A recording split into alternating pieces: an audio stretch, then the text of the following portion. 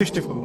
আল্লাহকে যদি কেউ সৃষ্টি করে থাকে তাহলে সে তো আল্লাহর স্রষ্টা হয়ে যাবে, তাই নয় কি? নাউজুবিল্লাহ। তাহলে এভাবে পিছনে যেতে যেতে তো একটা জায়গায় শেষ হতে হবে। একটা আমরা যখন ফিলোসফি পড়েছিলাম একটা তত্ত্ব ছিল, তার নাম হচ্ছে কার্যকারণ তত্ত্ব।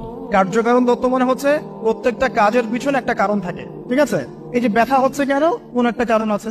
জ্বর কেন, একটা ভাইরাস আছে। মানে প্রত্যেকটা বিষয়ের পিছনে একটা কারণ আছে। এই কারণ যদি আপনি সার্চ করতে যান, এটা কেন এই কারণে, ওইটা কেন এই কারণে, ওইটা কেন ওই কারণে, এই করতে করতে করতে আপনাকে একটা জায়গায় গিয়ে থামতে হবে। আর সেই মহান সত্তার নাম কি? আল্লাহ। এটা আমরা বিশ্বাস করি। এখন আপনি যতই প্রশ্ন করেন এভাবে আপনি কোনো কুল কিনারা পাবেন না।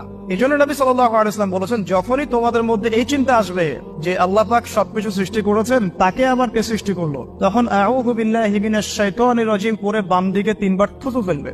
তাহলে শয়তানের ওয়াসওয়াসা তোমার মধ্য থেকে কেটে যাবে, কারণ শয়তান এই চিন্তাটা তোমার মধ্যে দিয়েছে। যেই শয়তান এই চিন্তা আপনার মধ্যে দিয়েছে, ওই শয়তান কিন্তু নাস্তিক নয়। আমি কোরআন থেকে প্রমাণ করছি, শয়তান কিন্তু আস্তিক।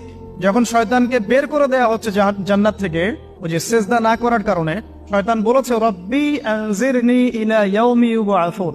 শয়তান আল্লাহকে বলছে, রব্বি, হে আমার রব, আনজিরনি, আমাকে অবকাশ দিন, ইলা ইয়াউমি ইউবআসুন, সেই দিন পর্যন্ত যেদিন সবাইকে পুনরুত্থিত করা হবে। মানে এখানে শয়তান আল্লাহকে রব বলে ডাকছে, বুঝতে পারছেন না? শয়তান আল্লাহকে বলছে রব্বি, হে আমার রব। শয়তান কি আস্তিক না নাস্তিক? অথচ শয়তান পৃথিবীতে এসে চ্যালেঞ্জ নিয়েছে যে